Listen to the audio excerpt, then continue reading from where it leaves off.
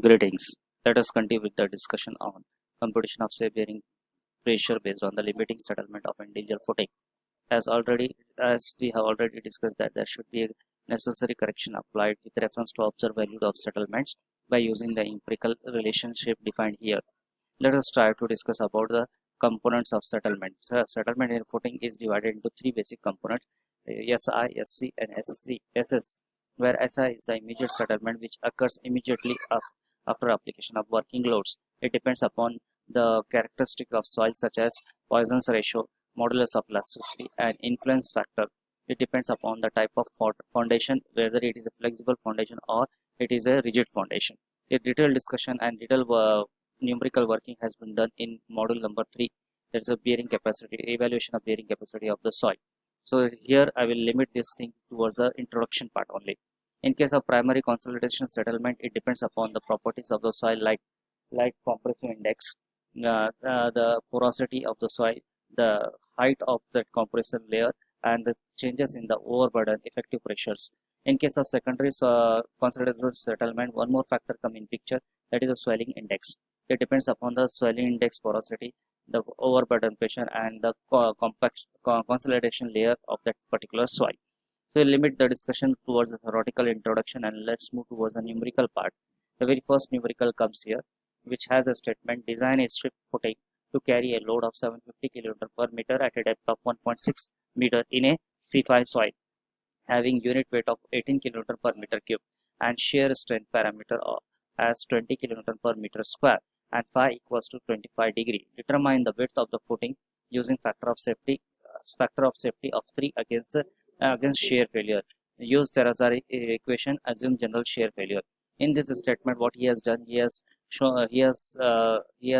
asked us to design a strip foundation. What is the meaning of design? We are going to find out the known dimension of the footing to resist a load which is about 750 kN per meter. It has been given as a strip loading, and the depth of the foundation is about 1.6.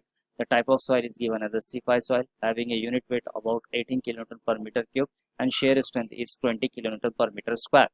And the phi value is given to us as a 25 degree. Based on this phi value, we are supposed to find out the corresponding bearing capacity coefficients. NC is equals to 25.1, NQ is equals to 12.7, and N gamma is equals to 9.7. Now, after knowing this all primary values, let us start with the estimation of the safe bearing capacity of the footing. We know the formula QS is equals to empirical formula for strip footing as QS is equals to 1 upon F in bracket C and C plus gamma into D in bracket NQ minus 1 RW1 plus 0.5 gamma B N gamma RW2 plus gamma into D, where gamma into D is the overburden pressure, whereas RW1 and RW2 are other reduction factor corresponding to the water table. Since water table is not mentioned here, let us assume that water table is at a sufficient depth from the footing without having influence towards the soil parameters. Then, after substituting the individual values, 1 upon 3 in bracket 20 into 25.1. 20 is the shear coefficient given to us, shear strength given to us, multiplied by 25.1 is the NC value, plus 18, the unit weight of the soil is given to us, multiplied by depth of the footing 1.6 meter in bracket. NQ value is known to us depending upon the phi, which is 25 degree, 12.7 minus 1 plus 0.5 into 18. 18 is your unit weight, 0.5 is the factor, and B is unknown to us. We are supposed to find out what is the unknown width here, because the loading is uniformly distributed over the strip. Multiply by N gamma value 9.7 plus overburden pressure 80 into 1.6.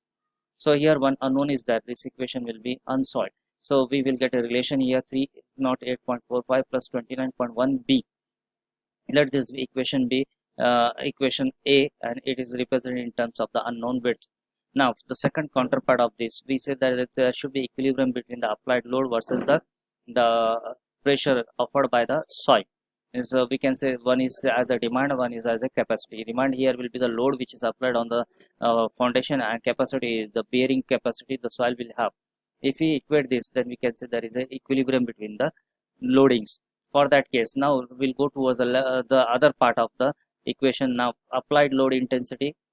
From the applied load intensity, I am going to find out what is the safe pressure which the foundation has to bear. So it is given by B divided by area B by A. Here area is nothing but B is the unknown width multiplied by 1 meter. So I am going to relate 1 meter strip of the footing, so that your load can be uniformly distributed over the length. So from that, what I got, 750 is the applied load and B is the unknown width. So 750 divided by B kilonewton per meter square. Now this I will say it as equation number B.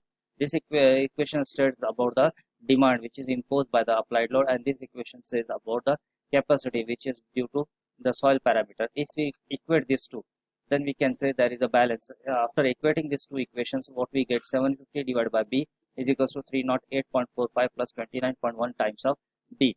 Now, if I solve this, it will result into a quadratic equation which is given as 29.1 B square plus 308.45 B minus 750, which equals to 0. If I solve this equation, I will get the value of two values of the B, which is positive and nearest to me is B is equals to 2.04. Let us say 2.04 is an odd number. I have rounded up to a value of say 2.10. Now I can state that the strip footing should have a width equals to 2.10. Okay, so for the case of your soil foundation engineering, it's sufficient to know about the section planar geometry. We are not concerned about the thickness, but as a curiosity, let us go towards the inside of this with a reference to finding out the depth. As now here we have to modify the statement. A additional statement we have to make. Let us say I make an additional statement here. Now consider that this footing supports a concrete wall of thickness 300 mm, which is shown here in this section. This your pink color element is nothing but the wall which is being supported by this footing. Its width is about 300 mm. Then the interest lies to know about the bending moment, shear force attracted by the footing, and the section details such as required thickness and rebars to resist these forces. For that, let us consider material properties of this footing. Material properties are M20 grade of concrete and Fe415 grade of steel has been used. For the evaluation of bending moment attracted by the footing, the force applied on the footing are the dead load and the live load. Generally, the force which comes on the footing is nothing but due to the design forces. The design forces may include a long list. It may be imposed load and dead loads, seismic loads, and many more. Well, that will be predefined to us. Let us consider here that there is a dead load and live load, okay, which is going to act on this footing, which we have equals to intensity given to us is 750. Let us consider this applied design load as a 750. Now I am interested to know what is the net upward pressure which is going to exist after design of this footing. We know the B width as we have calculated earlier. Now I have put that known B value here, 750 divided by 2.1 into 1. This is nothing but the area of the footing which we have provided after designing. So it shows that a net upward pressure is 357.14 kilonewton per meter, which is going to act along the section, along the footing section. Now we want to know about what is the uh, action going to played by this upward pressure on the footing, and we are interested to know what type of moment, bending moment and shear forces have been attracted by this footing. Let us say for that I am going to say there is a critical section which will show the failure mechanism here. The critical section is generally the section where the column and the footing meets, the vertical and horizontal member meets. This is the critical section, and this critical section will have the value, they will attract more bending moment and shear force at this particular edge. So here the upward pressure is the upward intensity which will try to move the section, rotate the section over the critical section, thereby it will generate a movement here in such an action. And similarly, this unbalanced force, the load coming from the column is distributed over a smaller area compared to the load which is distributed or spread over a larger area, thereby there will be unbalanced forces. This unbalanced force we will call it as the shear force which is going to act on this particular part.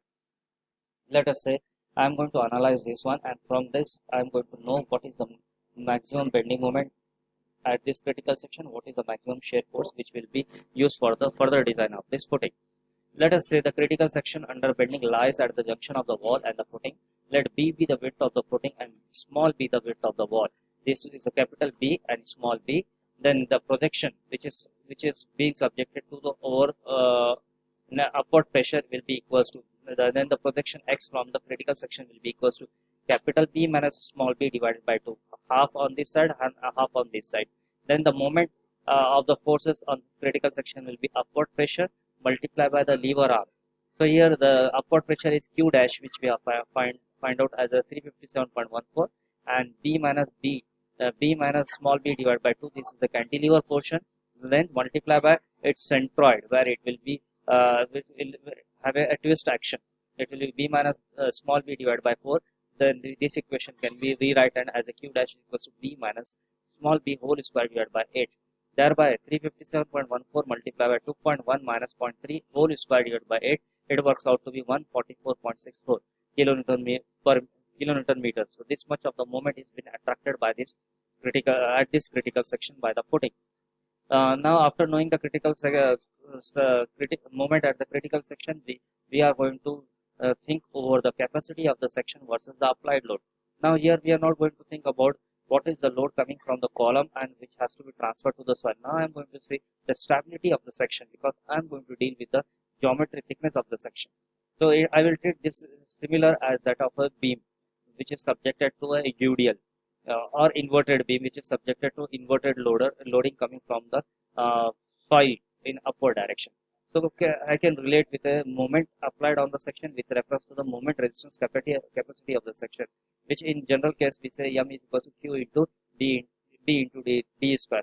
But in case of concrete design, we have two types of design philosophies. One is said to be working stress method, and second is said to be limit state method. In case of working stress method, what we do, we keep the stresses within the elastic limit, whereas in case of limit state method, we apply certain acceptable risk or factor of safety, where we can have acceptable risk for collapse as well as serviceability. So as I said, in case of limit state method, we are going to apply a certain risk. So these two methods will result into two different values of this coefficient Q. In case of working stress method, this Q will be defined as 1/2 of K into J into sigma CVC, where 1/2 of the K is neutral axis depth constant, J is the lever arm constant, and sigma CVC is the stress under bending for a concrete.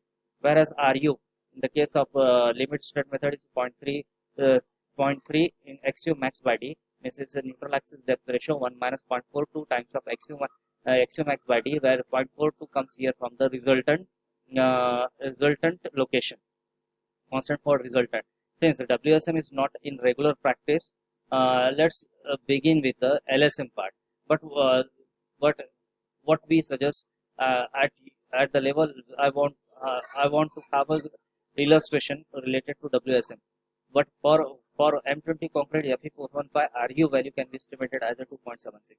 But I have used in design the WSM parameters. So what I said here, moment coming on the section is about 144.64 into 10 raised to 6, whereas QB with a reference to your WSM is equals to 0.91. Multiply by the width, we have width equals to 2100.